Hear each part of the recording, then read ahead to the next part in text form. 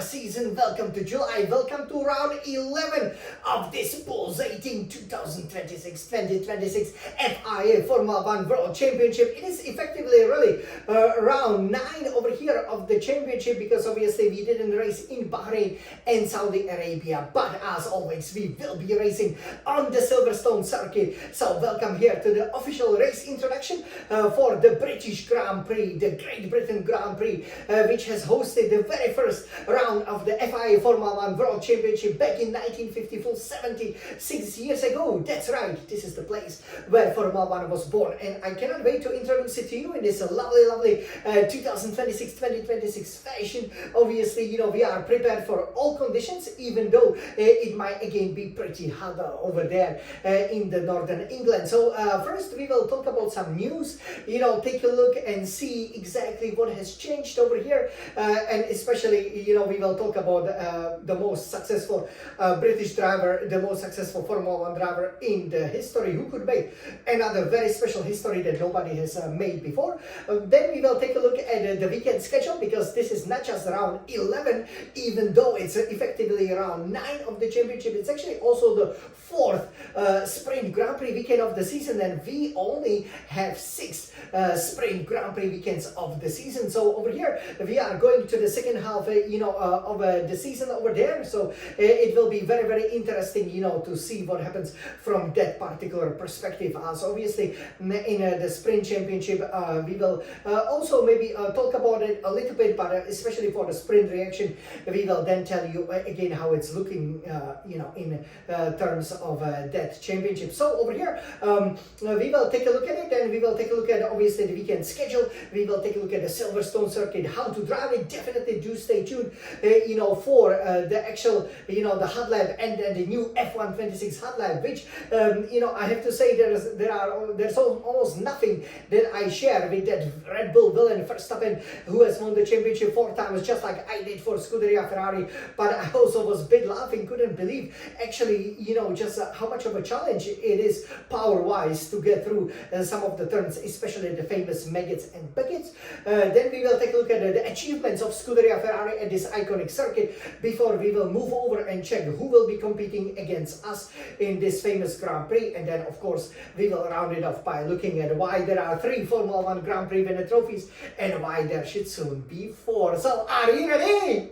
Of course you are. So some news. Okay, I think we should have to start talking about Lewis Hamilton, who is in. He has won this Silverstone Grand Prix 9 times, so he's aiming for his 10th victory. Obviously, nobody has been in a double digit at a single track in the Formula 1 history. Michael Schumacher has held the record for 8 victories, but obviously Lewis has surpassed it 2 years ago, and 2 years on he has a chance, to put that record beyond any doubt and win here at this iconic circuit for the 10th time.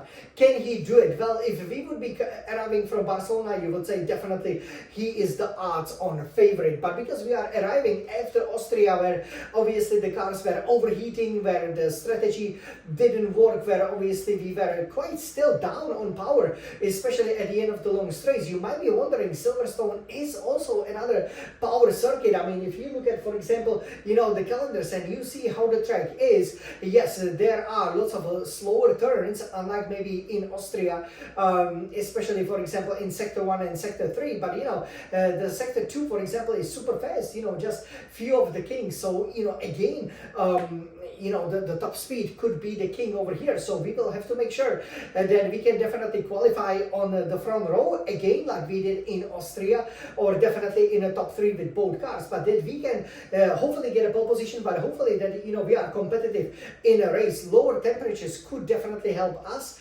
because again the tire degradation woes have returned for us. So that is not such a great news with regards to if Hamilton can win here for the 10th time. Looks like he's gotten Charles Leclerc covered based on the evidence of pretty much now the last 2 months, where Leclerc is simply unable to really properly keep up with Hamilton. So it will be interesting to see what happens. And obviously for our championship it is absolutely imperative that Lewis Hamilton can go ahead and can actually win over here, because he's really the one chasing the two Mercedes drivers who are now in the lead of the championship. Obviously Antonelli from Russell, 40 points separating them, with Lewis Hamilton further 6 points behind. So it will be interesting race over here. And you know, I do believe that as Scuderia Ferrari, obviously you know that I've won here 3 times, especially the last 3 races that I competed. It was only in 2010 and 2016 that I struggled a little bit when I was 15th and 5th respectively,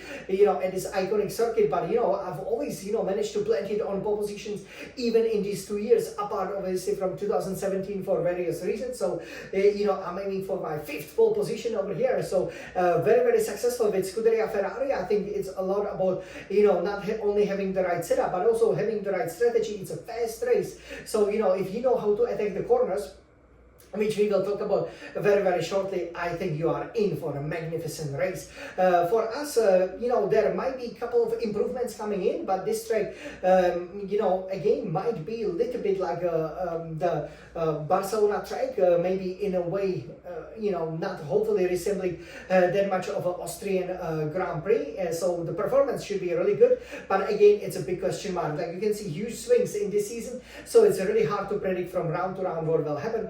But again, you know, with that compression ratio now still, you know, being tough for Mercedes, also the Red Bull, but you know, they can still deliver more power. Hopefully we can have some of the upgrades also coming in from Shell, one of our partners, to make sure that we really do have, you know, the power to compensate for the fantastic, you know, speed that I'm sure we will have, especially in the medium speed corner. So definitely that will be very interesting over here. With regards to, you know, any other news, not that much, you know, really to tell you about, because you know, we were celebrating our happy birthday to you, happy birthday to you, happy birthday Svalingsan champion, happy birthday to Jan. And we really hope that, you know, in this 4th sprint Grand Prix weekend of the season, hopefully Verstappen won't be anywhere near around us, especially Hamilton, so there is no repeat of that big crash that, you know, happened obviously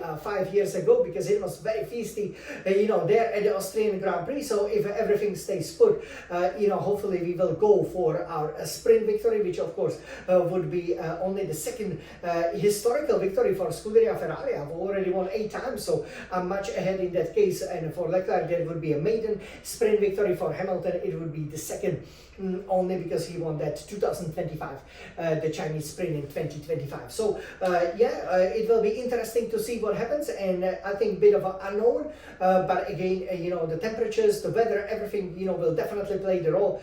And hopefully over here we will have the ultimate pace to again, you know, roll the dice, you know, on the strategy and to outpace the Mercedes power cars. So over here, now let me turn around the Scuderia Red Retina iMac and let's take a look at the British Grand Prix. But before we do that, you know, because it is the sprint Grand Prix weekend of the season, but last time out, round 11 was the Austrian Grand Prix. So once again, you know, as you will now pretty much for the rest of the 2nd third of the season, you know, you will see the 24 hours before the start of the only free practice, you will see this great race introduction.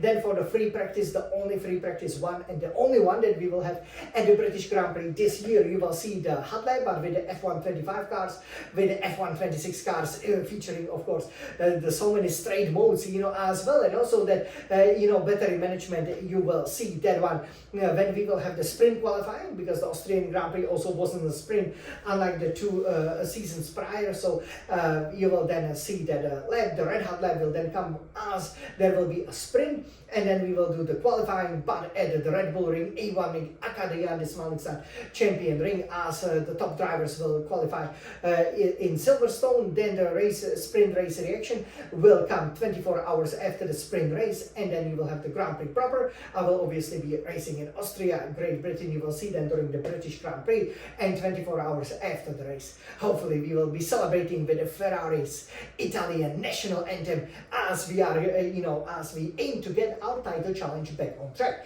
So over here, let me turn around this beautiful Scuderia Red Retina iMac. And here, let's take a look. So this is Great Britain, the place where Formula One was born. This is the Silverstone circuit, and we can see it over here in all its master beauty. So it's been reprofiled a couple of times, most recently 16 years ago in 2010. So definitely, if you head into my YouTube channel, you can see that 2010 race obviously still added the old setup. So now we are starting over here at the club, and obviously we go through the turns 1 and 2. Again, it will be important over there, to go through the right line, but because it is a little bit up the hill, the battery deployment over here is essential to really deliver a top speed.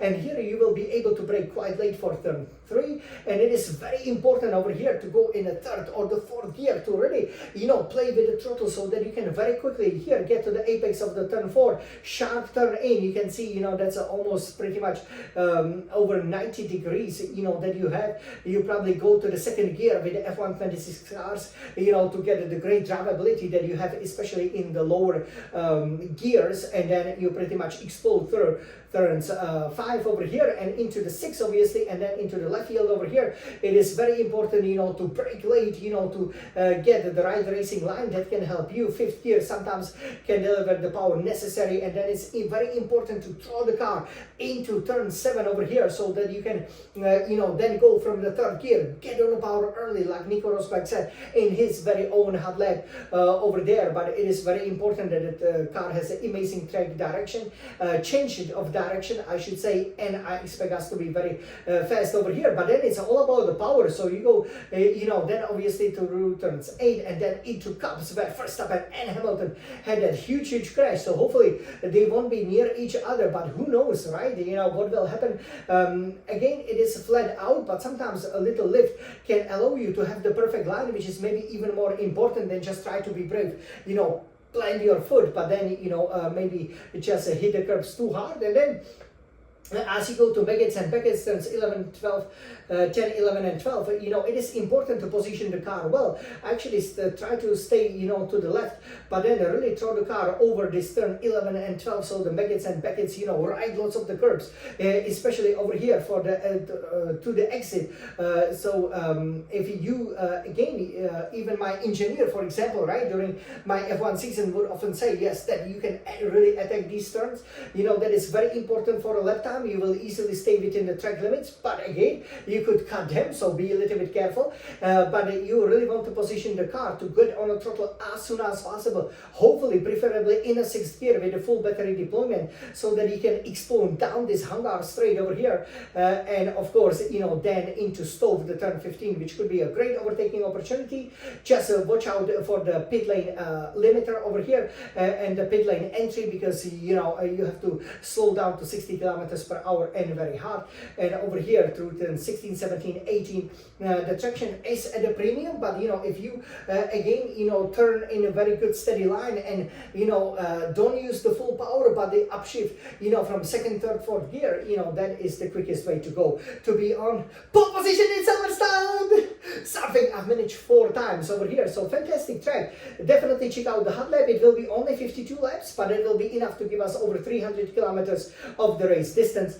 With the fastest lap of 1 minute 27.097, obviously by Verstappen from 2020. We probably will beat it in our qualifying, but I'm sure that the current Formula 1 drivers will be really far off back. So Formula 1 returns home, as you guys can see over here, and these are our stats. So we won here 18 times, most recently with Carlos Sainz. Obviously Leclerc lost that victory to Hamilton, so if we would be fighting for a victory, it would be interesting to see what would happen there.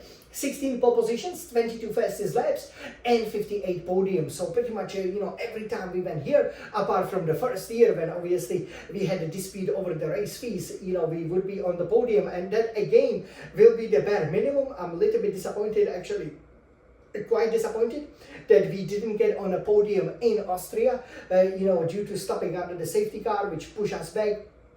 it wasn't so easy to get through the field, but yeah, here definitely, you will see, Ferraris on the top step of the podium, hopefully with Lewis Hamilton. So this is how you master Silverstone, and this is who we will be competing against. So the 2026 Formula One Drivers' Championship is led by Andrea Kimi Antonelli, who has looked imperious over the first 9 rounds, 171 points.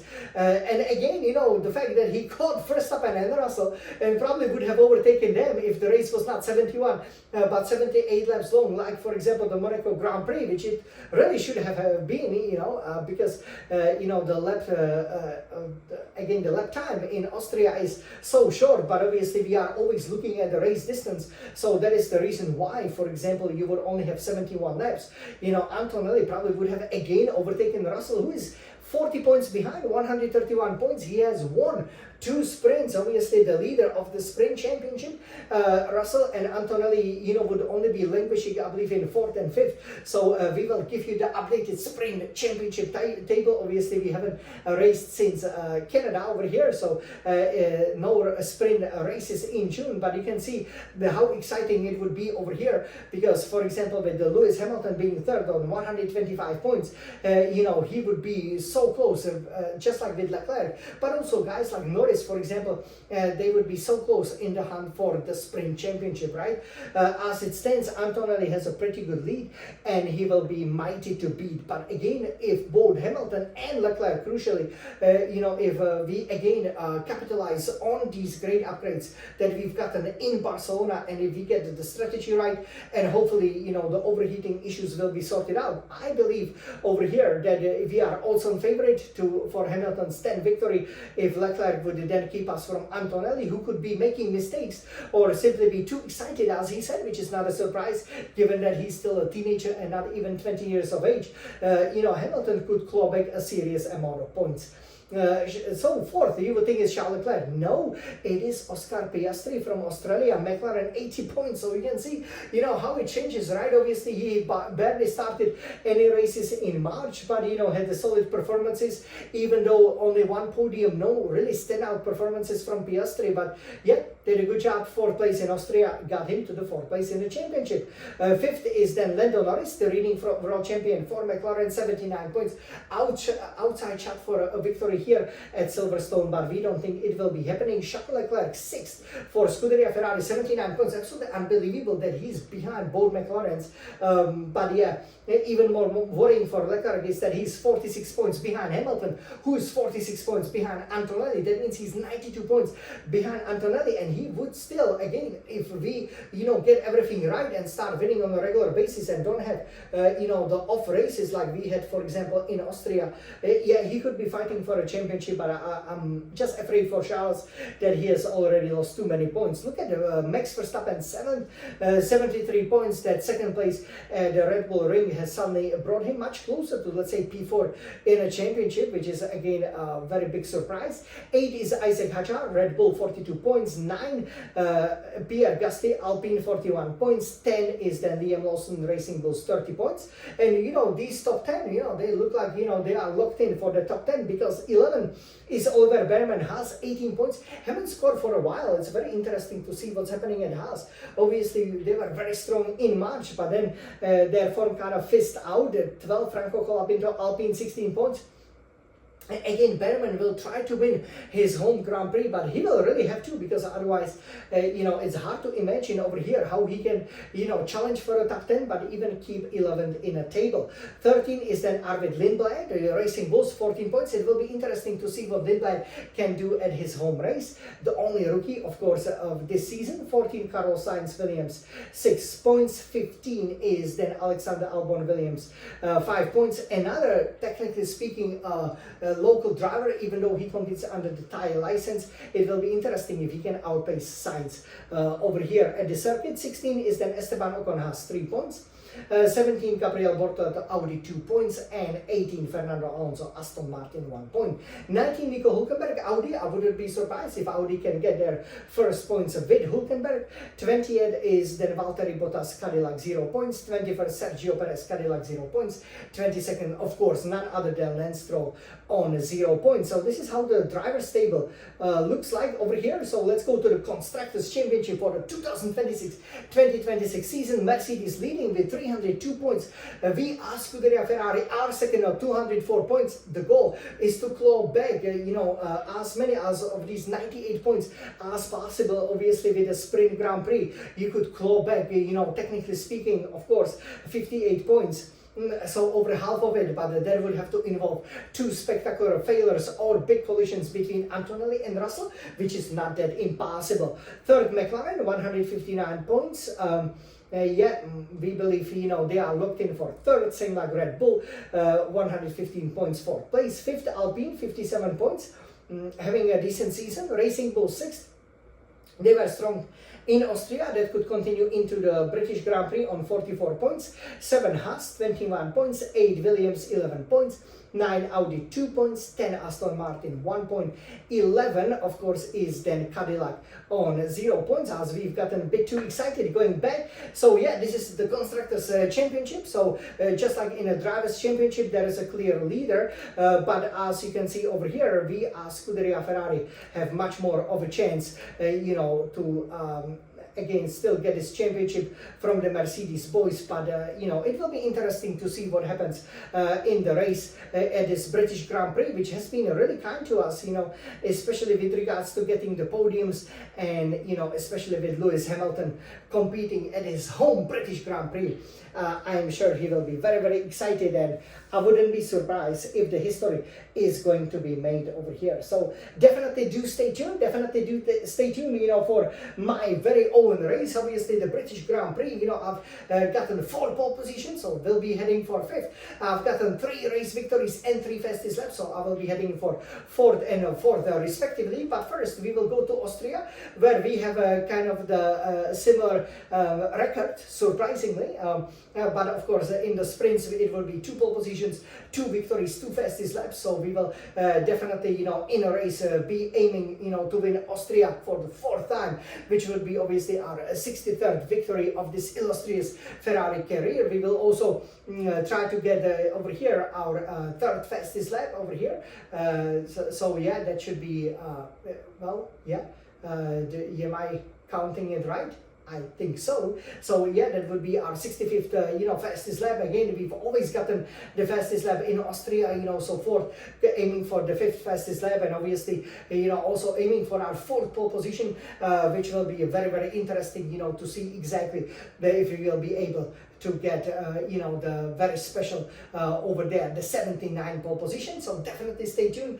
Again, there is a lot of racing in this first part of the summer of 2026, and I hope you enjoy this exclusive race introduction. Let us know how you like it. And, now we just cannot wait, for lots of the Formula 1 action. Again, the sprint happening on the Independence Day. The cars will be unleashed, so I'm sure that will be a lot of fun. And then the Grand Prix proper will really show who deserves to get the most beautiful trophy. You see, I love the golden trophies, but that British Grand Prix trophy is a real beauty. Kind of looks like that FIFA World Cup, which we obviously are competing now in the summer of 2026. A very, very exciting championship, obviously, as the soccer fans, football fans, we are really enjoying, that competition as well. And we cannot wait over here to see Scuderia Ferrari on the top. The Hamilton in a red Ferrari with that beautiful shiny golden the British Formula 1 Grand Prix winning trophy. It would be great if the royal family, especially maybe Prince William, would come and be giving the trophies. I think that would mean a lot, especially to Hamilton. But yeah, overall, let's see what happens. Let's hope for a wonderful race again.